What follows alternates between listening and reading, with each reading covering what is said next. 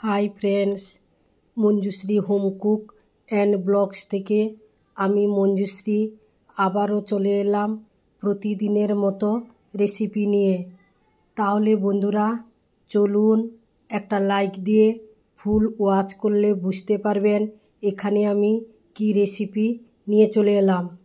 এখানে আমি তৈরি করব ভেজ বিরিয়ানি, তাই এখানে কিছু সবজি কেটে নিয়েছি, তার সাথে রয়েছে কিছু মশলা। তাহলে এখানে কি কি সবজি নিলাম আপনাদেরকে দেখাচ্ছি।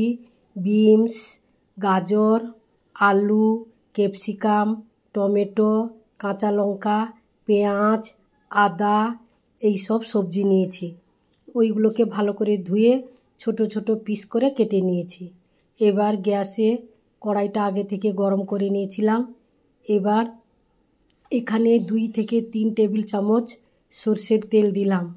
তেলটা গরম করে নেওয়ার পর এখানে যে গাজরগুলো ছোট ছোট করে কেটে রেখেছিলাম আর বিনস, আলু, ওইগুলো এক এক দিয়ে এখানে আমি লবণ আর হলুদ দিয়ে একটু লাল লাল করে ভেজে নেব। অনেকে তো বিরিয়ানি খেয়েছেন, chicken biryani, mutton biryani, egg biryani, তবে আমার মনে হয় এইভাবে সবজি দিয়ে যদি বিরিয়ানি করে খান তাহলে সমস্ত বিরিয়ানিকে হার মানিয়ে দেবে। এত সুন্দর টেস্টফুল একটা বিরিয়ানি রেসিপি, খুব ভালো লাগলো। এই রেসিপিটা আমি যখন তৈরি করে বাড়িতে খেয়েছিলাম, খুবই সুন্দর হয়েছিল। তাহলে বন্ধুরা দেখুন আমি এখানে কিভাবে ভেজ বিরিয়ানি তৈরি করছি। সবজিগুলোকে একটু লাল লাল করে আগে ভেজে তুলে নিতে হবে। ভাজা হয়ে গেছে, এবার আস্তে আস্তে করে সব সবজিগুলো তুলে নিলাম। এবার ওই কড়াইতে আবারও কিছু সরষের তেল দিলাম, সঙ্গে এখানে 1 টেবিল চামচ ঘি দিলাম।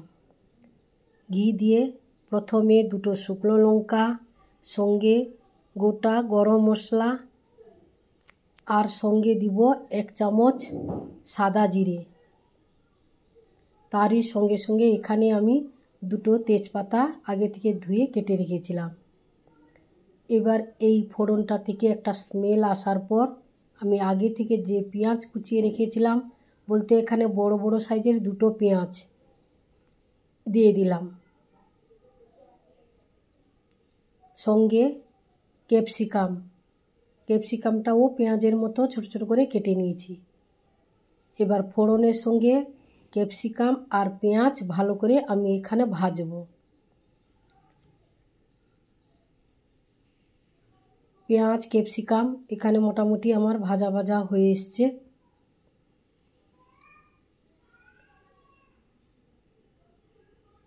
অবশ্যই বাড়িতে একবার হলেও এইভাবে তৈরি করবেন। ভাজার পর এখানে 3 টেবিল চামচ আমি আদা বাটা দিলাম। আদা বাটাকে দিয়েও আবারও আমি একসঙ্গে কষাবো। আমার মনে হয় এত টাকা দিয়ে বাজার থেকে না কিনে যদি বাড়িতে একটু সময় নিয়ে এইভাবে যদি ভেজ বিরিয়ানি তৈরি করেন, আমার মনে খুবই টেস্টফুল একটা রেসিপি বাড়িতে তৈরি করতে পারবেন। আদাটা একটু ভাজা ভাজা হয়ে আসার পর আদা থেকে একটা গন্ধ আসে, তারপর আমি এখানে টমেটো দিয়ে দিলাম। এখানে আমি 200 গ্রাম চাল নিয়েছি, যে চালটা নিয়েছি আপনাদের দেখালাম। ওই চালে আমি আমি বিরিয়ানি তৈরি করব। তাহলে পেঁয়াজটা ভাজা ভাজা হয়ে আসার পর মশলা হিসাবে এখানে আমি দিলাম 1 চামচ হলুদ গুঁড়ো, 1 চামচ কাশ্মীরি লাল লঙ্কার গুঁড়ো। আবারও আমি মশলাটাকে কিছুক্ষণ এইভাবে কষাবো। একেবারে অল্প তেল মশলা দিয়ে এখানে ভেজ বিরিয়ানি আমি তৈরি করেছি।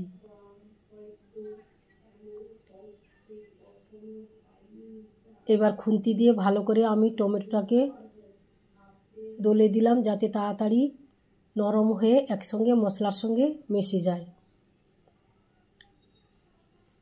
তাহলে আমার মশলা কষানোটা মোটামুটিভাবে রেডি। যে সকল বন্ধুরা এখনও চ্যানেলটিকে সাবস্ক্রাইব করেননি, অবশ্যই আপনারা চ্যানেলটিকে সাবস্ক্রাইব করে পাশে থাকা বেল আইকনটি প্রেস করে দেবেন। তাহলে বন্ধুরা আপনাদের কাছে আগে আমার নোটিফিকেশান পৌঁছে যাবে। তাহলে আপনাদেরও ভিডিও দেখার সুবিধে হবে। কিছুক্ষণ কষানোর পর লাল লঙ্কার গুঁড়ো 1 চামচের মতো দিলাম। ওটাকে দিয়েও আবারও আমি কিছুক্ষণ ভালো করে কষিয়ে নেব। আর আজকের আমার ভেজ বিরিয়ানি রেসিপিটা আপনারা ফুল ওয়াচ করার পর একটা কমেন্ট করবেন কেমন হয়েছে। তাহলে মশলা কষানোর পর এখানে 2 থেকে 3 চামচের মতো টক দই দিলাম। টক দইটাকে দিয়ে আবারও কিছুক্ষণ মশলার সঙ্গে নাড়াচাড়া করব। অতএব দইটাকে মশলার সঙ্গে একেবারে মিশিয়ে নিব। অবশ্যই আপনারা এখানে টক দই দেবেন। এইভাবে মশলাটাকে কষানোর পর যে সবজিগুলো আমি ভেজে রেখেছিলাম ওই সবজিগুলো দিয়ে দিলাম।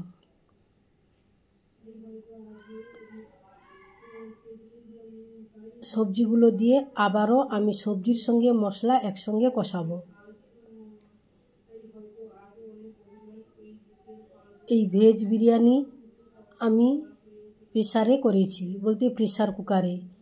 খুব তাড়াতাড়ি চটজলদি এই রেসিপিটা তৈরি হয়ে যায়। হাঁড়িতে করলে অনেক রকমের সমস্যা হয়। ঢাকনা চাপা দেওয়ার সময় মুখে আটা বা কোনো কিছু দিয়ে টাইট করতে হয়, না হলে তার একটা স্মেল বেরিয়ে যায়। প্রেসারে করলে সেসব কোনো ঝামেলা নেই।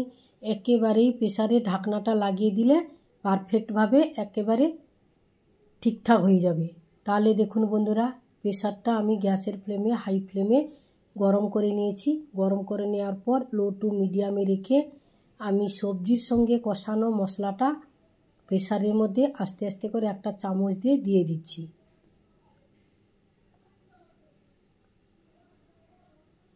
তবে এইভাবে যদি একবার বাড়িতে বানান তাহলে আপনারা মনে করবেন কোনো কিছু না থাকলেও যতটুকু সবজি হাতের কাছে পাবেন সেই দিয়েই আপনারা অনায়াসে বিরিয়ানি রেসিপি তৈরি করতে পারেন। অনেকে মাছ, মাংস বা ডিম পছন্দ করেন না, তাহলে এই সবজি দিয়ে এইভাবে একবার হলেও বিরিয়ানি তৈরি করে খাবেন, তাহলে খুবই তৃপ্তিদায়ক একটা রেসিপি এবং খুবই ভালো লাগবে। আস্তে আস্তে করে সবটা আমি প্রেসারের মধ্যে দিয়ে দিলাম। দিয়ে একটু চামচ দিয়ে আমি ভালো করে মশলার সঙ্গে একটু কষিয়ে নিব। তারই সঙ্গে সঙ্গে 1 চামচ লবণ দিলাম।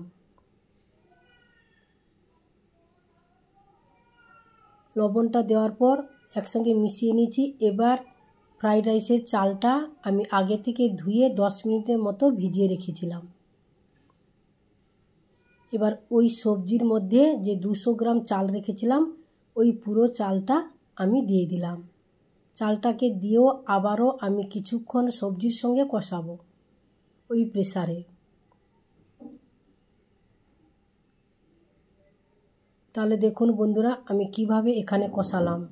কিছুক্ষণ কষানোর পর এখানে আমি জল দিয়ে দিব। জল বলতে সে কড়াইতে যে মশলা করেছিলাম ওই মশলা ধোয়া জলটা দিয়ে দিলাম। দিয়ে চামচ দিয়ে আমি দেখে নিচ্ছি আর কতটা জল দিতে হবে কি হবে না।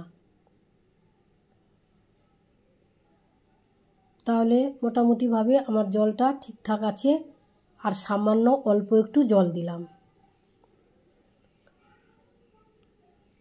বেশি জল দিলে আবার প্রেসারে সিটি পড়ার সময় চারধার থেকে জল ভেসে যাবে।